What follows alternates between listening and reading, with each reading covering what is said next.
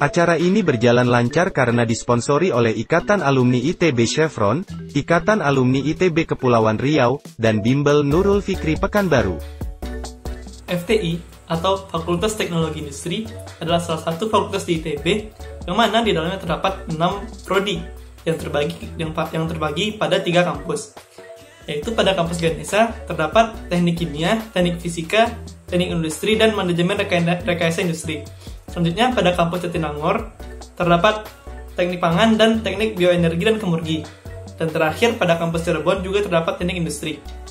Adapun perbedaan di antara 3 kampus tersebut hanyalah pada saat tahap persiapan bersama, di mana pada saat TPB, kampus Ganesha dan kampus Jatinangor akan melakukan TPB di kampus Ganesha, sedangkan untuk kampus Cirebon akan melaksanakan TPB di kampus Jatinangor. Selanjutnya pada saat sudah memasuki jurusan, masing-masing mahasiswa akan kembali ke kampus di mana tempat prodi mereka masing-masing. Selanjutnya, untuk mata kuliah di FTI, beberapa mata kuliah adalah sama dengan fakultas lainnya, yaitu seperti kimia dasar, kalkulus, dan fisika dasar. Adapun beberapa mata kuliah yang merupakan mata kuliah pengenalan di FTI, salah satunya adalah Gamtek atau menggambar teknik. Menggambar teknik pada FTI, pertama-tama kita akan diberikan teori mengenai menggambar teknik. Selanjutnya akan ada praktikum, yang mana pada praktikum tersebut kita akan melakukan Gamtek dengan menggunakan software yang akan dilakukan praktikum setiap minggunya. Di ITB terdapat program peminatan untuk calon mahasiswa yang benar-benar meminati suatu prodi tertentu, yang mana pada program peminatan tersebut, setelah kita menyelesaikan tahap persiapan bersama, kita akan langsung dijuruskan ke prodi yang telah kita pilih pada saat pendaftaran. Untuk prodi yang dibuka program peminatannya, biasanya akan diinfokan beberapa saat sebelum SNMPTN dibuka. Dan untuk tahun lalu, prodi yang membuka program peminatannya adalah Teknik Fisika dan Manajemen Rekayasa Industri.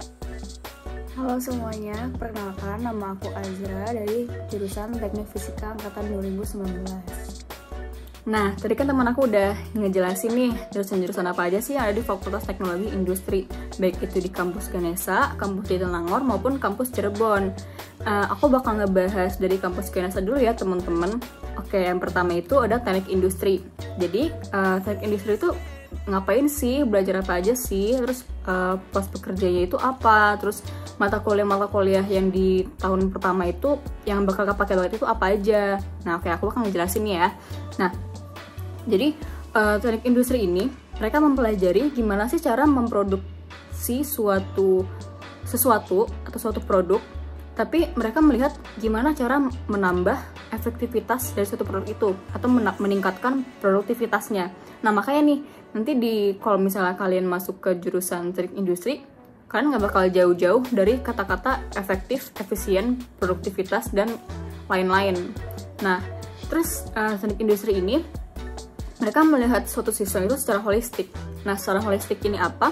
Secara holistik ini berarti mereka melihat suatu sistem itu dari segala aspek. Banyak aspek yang mereka lihat. Makanya nanti di Teknik Industri itu mata kuliahnya itu luas banget. Pelajaran-pelajaran yang dipelajari itu luas banget. Bukan hanya teknik aja, tapi mereka juga ada mempelajari ekonominya, ada mempelajari tentang manusianya juga, dan masih banyak lagi.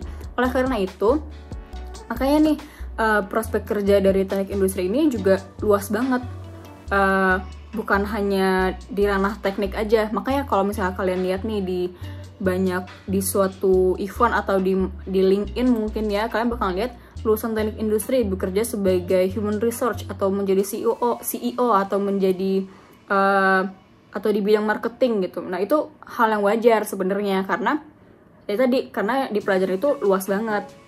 Nah, mungkin contoh lainnya itu ada bekerja di bidang quality control, terus ada juga data analis juga bisa, dan lain-lain. Nah, kalau untuk mata kuliah di tahun pertama yang bakal kepake banget nih di jurusan Teknik Industri ini, itu ada matematika dasar dan fisika dasar untuk mafikinya, untuk matematika fisika kimianya. Nah, sebenarnya kalau kimia itu mungkin nggak terlalu kepake banget di Teknik Industri. Nah, terus untuk mata kuliah lainnya itu seperti menggambar teknik. Jadi nanti bakal ada mata kuliah menggambar teknik di tahun pertama. Itu belajar software desain 3D. Nah, untuk mata kuliah itu ada pengenalan komputasi. Mungkin bahasa familiarnya itu ngoding ya, coding-codingan gitu. Nah, itu tuh mempelajari logika berpikirnya. Jadi yang kepake banget di pengkom ini atau pengenalan komputasi itu logika berpikirnya. Nah, selanjutnya aku bakal ngebahas tentang manajemen rekayasa atau engineering management. Nah, singkatnya itu manajemen rekayasa ini disiplin yang berkaitan dengan merancang dan mengelola sistem untuk menghadapi perubahan teknologi yang terjadi. Nah, untuk teman informasi, manajemen rekayasa ini merupakan salah satu program peminatan yang ada di ITB. Nah, untuk teman-teman yang ingin langsung ke jurusan manajemen rekayasa, bisa banget langsung daftar lewat program peminatan. Dan program peminatan ini hanya bisa di 2 jalur, ada jalur SNMPTN dan jalur mandiri. Oke, nah mungkin banyak yang bertanya ya, kenapa sih jurusan manajemen rekayasa ini ada, emang penting? Nah, untuk saat ini, insinyur itu tuh bukan hanya berperan sebagai insinyur tradisional yang fokus pada hal teknis, tapi insinyur saat ini tuh harus juga bisa merangkap dalam bidang manajemen proyek, penjualan, hingga rekayasa sistem. Nah, karena kompetisi global juga semakin ketat, makanya dibutuhin keahlian khusus untuk penemuan dapat diserap pasar dan dikomersialkan. Nah, oleh karena itu, makanya manajemen rekayasa ini diadakan untuk menjawab kebutuhan dari ilmu multidimensi di bidang engineering, manajemen, pemasaran, dan lain-lain. Nah, kan jadinya tuh mirip sama teknik industri ya, terus gunanya teknik industri apa, kenapa masih ada manajemen rekayasa, kenapa nggak digabung aja. Nah, jadi untuk informasi, manajemen rekayasa ini awalnya banget itu masuk ke dalam teknik industri. Cuman melihat dari diperlukannya lulusan manajemen rekayasa, makanya dibuatlah program studi manajemen rekayasa, sehingga manajemen rekayasa memisahkan diri dari teknik industri. Terus bedanya manajemen rekayasa sama teknik industri itu apa? Nah, sebenarnya kalau dari pelajaran mata kuliah yang bakal dipelajari nanti, mereka bakal sering ketemu di kelas karena mata kuliahnya bisa dibilang hampir banyak yang sama. Nah, tapi untuk bedanya sendiri, kalau manajemen rekayasa itu mereka belajar dan berfokus untuk menghadapi perubahan dalam lingkungan dan teknologi melalui inovasi produk. Sedangkan untuk teknik industri, dia berfokus untuk merancang sistem yang dapat beroperasi secara efisien dan efektif. Nah, jadi MR itu lebih ke inovasi produk, sedangkan TI itu lebih ke merancang sistem yang efisien dan efektif. Nah, terus mungkin ada juga yang bertanya-tanya, terus bedanya sama manajemen yang di SBM apa, manajemen bisnis apa gitu. Bedanya manajemen rekayasa sama manajemen bisnis itu, kalau di manajemen rekayasa, mereka tuh memanfaatkan ilmu manajemen untuk membantu proses inovasi produk. Sedangkan di manajemen bisnis, mereka berfokus pada isu manajemen dan bisnis secara umum.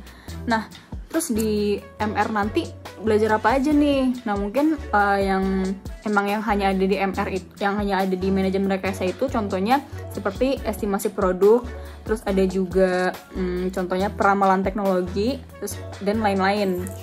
Nah, terus lulusannya itu lulusan alumni manajemen rekayasa kebanyakan bekerja di bidang wirausaha, baik itu di perusahaan internasional maupun di perusahaan internasional. Nah, mungkin contohnya itu seperti menjadi bisnis analis, terus konsultan bisnis, ada product analyst juga, ada marketing analyst, data scientist, dan masih banyak lagi. Nah, untuk pelajaran-pelajaran yang di TPB yang bakal kepake banget di manajemen rekayasa ini hampir sama sebenarnya kayak di teknik industri, ada matematika, fisika, ada menggambar teknik, ada pengenalan komputasi, dan lain-lain. Nah, untuk teman-teman yang mungkin masih bingung jurusan manajemen rekayasa itu seperti apa, terus kayak bakal ngapain aja, terus mereka di sana ngapain aja, terus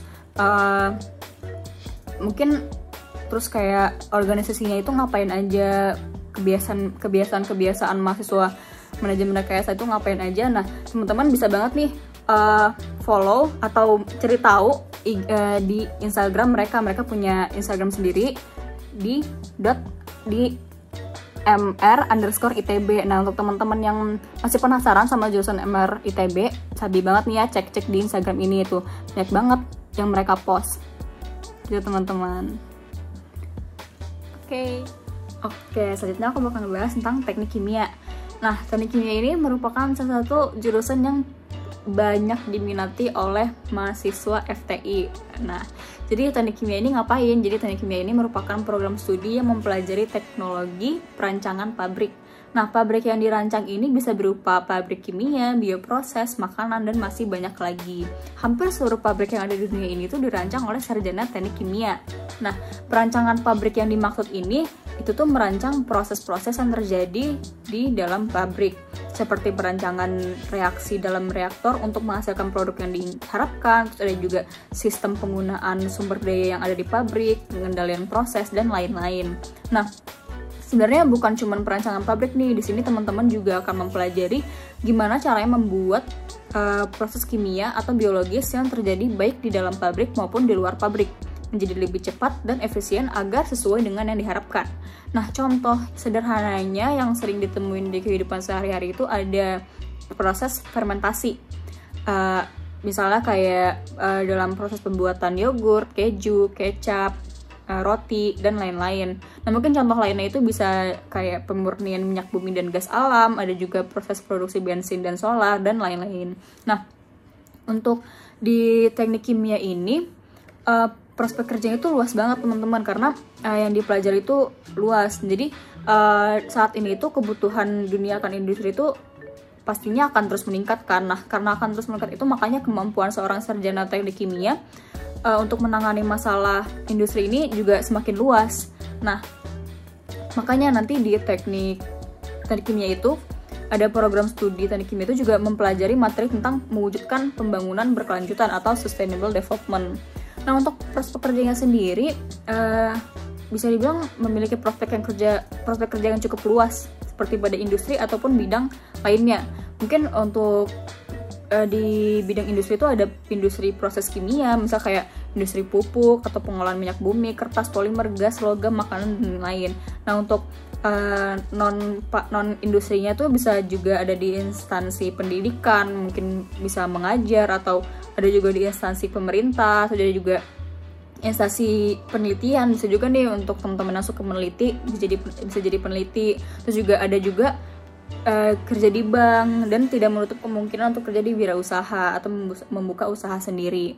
Nah, untuk mata kuliah di TPB yang bakal dipelajarin di tahun pertama yang nantinya akan terpakai untuk di teknik kimia ini, itu tuh bisa dibilang mencakup semuanya, matematika, fisika, kimia, dan mungkin untuk tambahannya itu ada juga biologinya. Oke, selanjutnya aku bakal ngebahas jurusan terakhir yang ada di kampus Ganesha, yaitu jurusan teknik fisika, di mana teknik fisika itu merupakan jurusan aku sendiri. Nah, mungkin banyak orang yang ngira teknik fisika itu hampir sama ya kayak jurusan fisika. Nah, sebenarnya beda nih teman-teman. Nah, letak beda itu di mana? Jadi berbeda itu kalau fisika itu mereka mempelajari tentang teori-teori fisikanya, sedangkan kalau teknik fisika ini kita di sini mempelajari gimana sih cara melihat permasalahan itu dari berbagai aspek fisikaannya. Nah, jadi teknik fisika ini program studi yang mempelajari banyak hal yang berkaitan dengan aspek fisika dan teknologi. Oleh karena itu, keilmuan yang diberikan di sini akan membuat teman-teman memiliki kemampuan untuk memandang persoalan teknik dengan pandangan yang luas dilihat dari berbagai aspek kefisikaannya.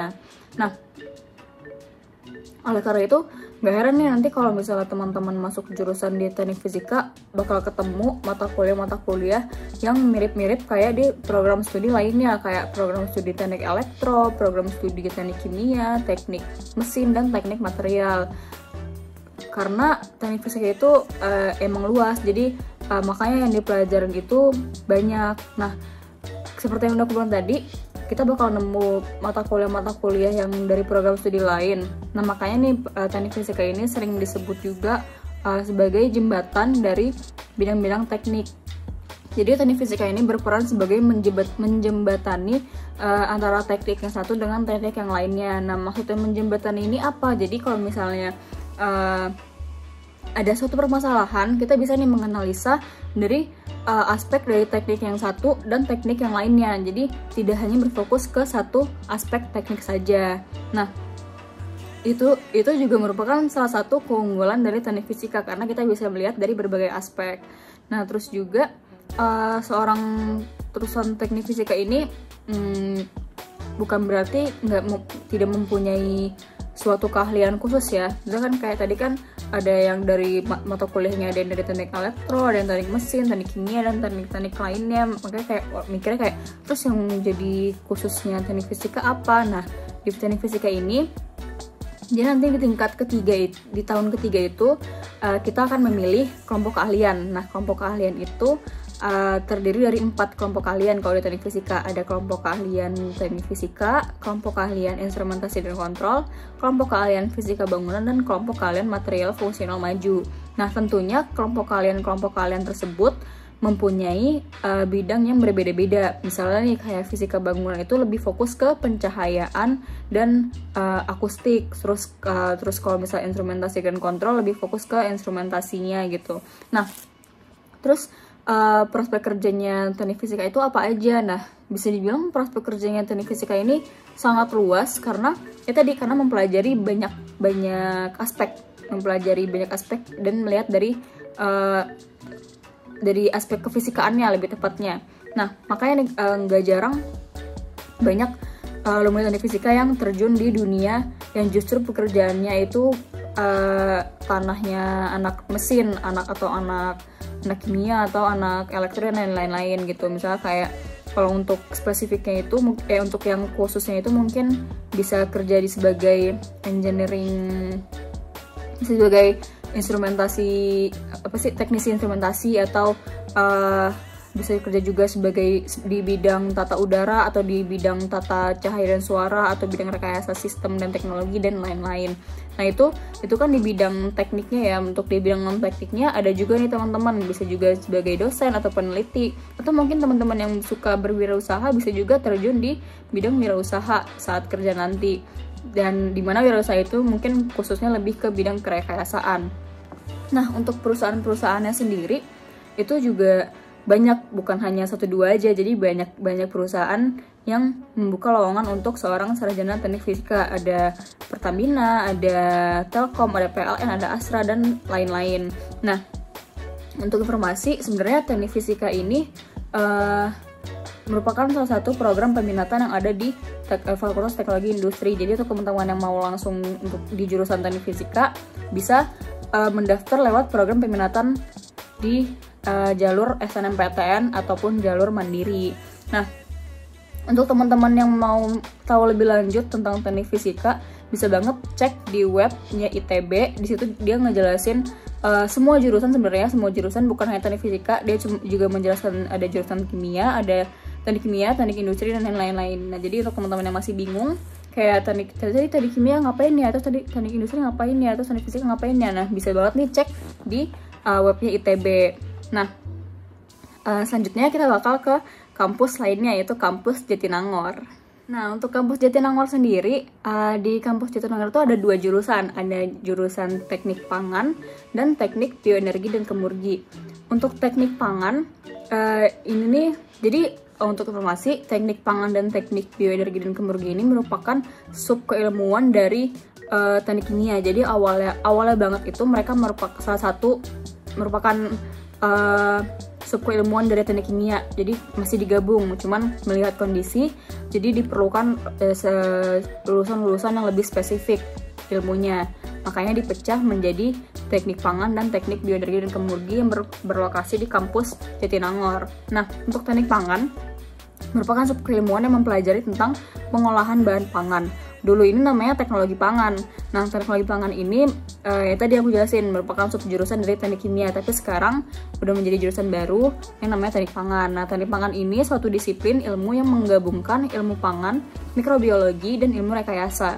Teknik pangan ini masih serumpun kok dengan teknik kimia karena masih menggunakan bahan kimia. Nah, cuman bedanya teknik kimia ini dia mengolah bahan kimia, sedangkan teknik pangan pengolahannya itu merupakan bahan pangan, tapi mengolah bahan pangannya juga masih melihat aspek kimianya.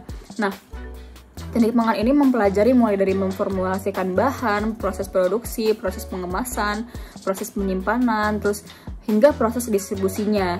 Nah, untuk mata kuliah yang mungkin akan dipelajari di teknik pangan nanti, itu ada salah satunya itu ada teknik ekstraksi bahan pangan.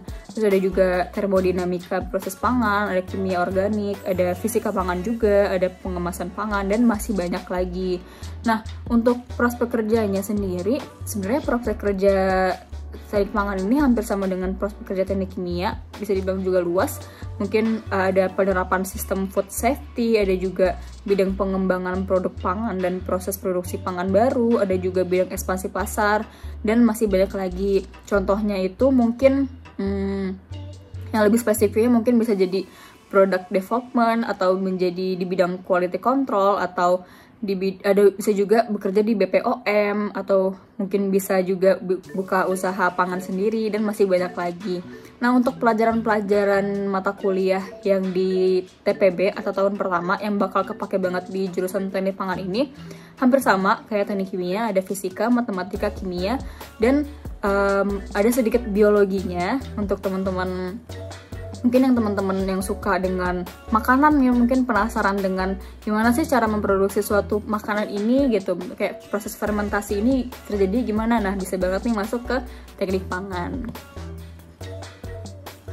Oke, terakhir aku bakal ngebahas tentang teknik bioenergi dan kemurgi yang merupakan jurusan yang ada di Fakultas Teknologi Industri di kampus Jatinangor. Nah, mungkin banyak yang belum dengar ya jurusan teknik bioenergi dan kemurgi ini apa.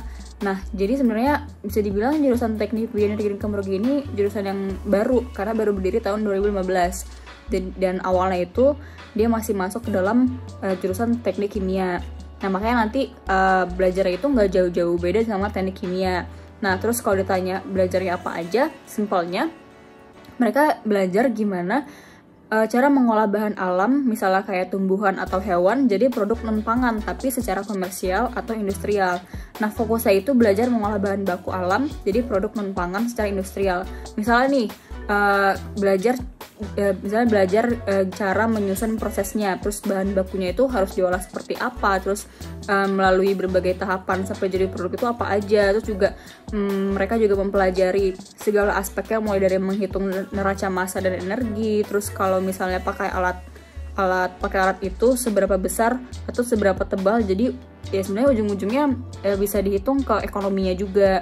Nah, terus untuk mata kuliahnya sendiri yang menjadi khas itu ada misalnya kayak teknologi produksi bahan nabati. Nah, itu tuh fokusnya untuk tahu bahan apa aja yang bisa jadi sumber minyak di Indonesia. Itu bisa dari tumbuhan apa aja. Terus ada juga teknologi proses bioenergi. Jadi kita di situ belajar produksi bioenergi secara industrial. Ada juga mata kuliah produk kimia basis nabati, seperti namanya kan jurusannya, jadi nggak hanya bioenergi tapi juga ada kemurginya. Nah, bioenergi itu sebenarnya bagian dari kemurgi, kayak bahan-bahan kimia lain dari biomasa atau dari tumbuhan, misalnya polietilen, minyak asiri itu yang merupakan bahan parfum. Nah, sama seperti teknik kimia dan teknik pangan, nantinya bakal banyak banget praktikum-praktikum yang akan dilalui selama menjadi mahasiswa teknik bioenergi dan kemurgi ini. Nah, untuk prospek kerjanya sendiri, prospek kerja itu sebenarnya banyak. Ada di bagian, misalnya kayak di bagian produksi, ada bagian research and development, ada juga menjadi quality control, atau bisa juga buka usaha sendiri, ataupun pekerjaan-pekerjaan lainnya yang masih serumpun dengan teknik kimia juga. Nah, untuk jurusan-jurusan yang ada di kampus Cirebon, itu sebenarnya kalau kampus Cirebon kan hanya ada teknik industri. Nah, jadi udah aku jelasin guys di awal tadi teknik industri itu apa. Oke teman-teman, sekian dari aku. Terima kasih.